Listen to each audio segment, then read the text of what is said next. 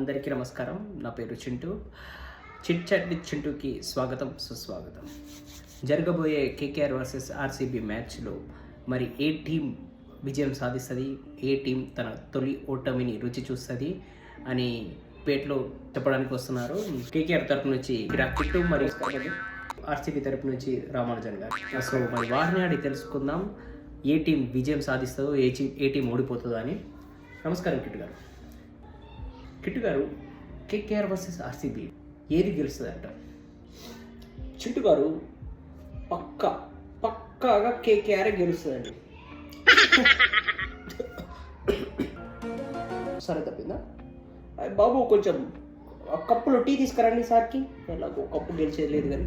చూడండి మీరు, కిట్టు గారు, మీరు ఇంకోసారి కప్పు గురించి మాట్లాడితే నేను వెళ్ళిపోతానండి. చుట్టు గారు, ఇది కరెక్ట్ కాదు, నేను వెళ్ళిపోతానండి.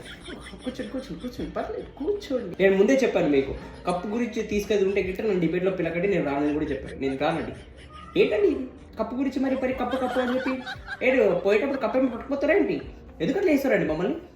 చాలా తప్పండి, చాలా తప్పు. కప్పు గురించి అని మాట్లాడకండి ప్లీజ్. ఎద్దులో ఉన్న ఏడిస్తే దరిద్రంగా ఉంటుంది.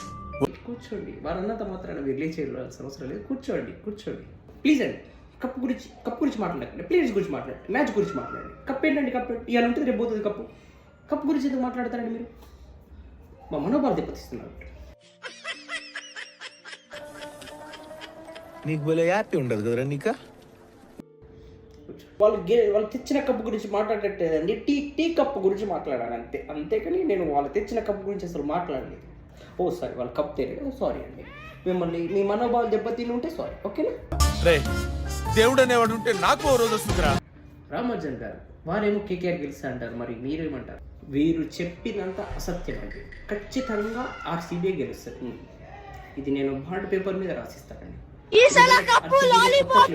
ఎమర్జింగ్ ప్లేయర్స్ వస్తాయి కాబట్టి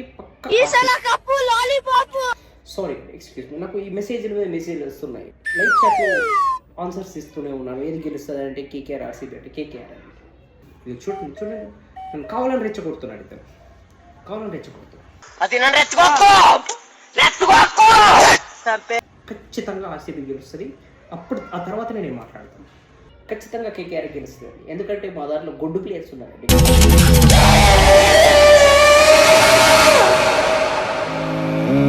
సో చూసారు కదా ఈ డిబేట్లో. మరి మీరేమనుకుంటున్నారు? కేకేఆర్ వర్సెస్ ఆర్సీబీలో ఏది గెలుస్తుందో కామెంట్ చేయండి.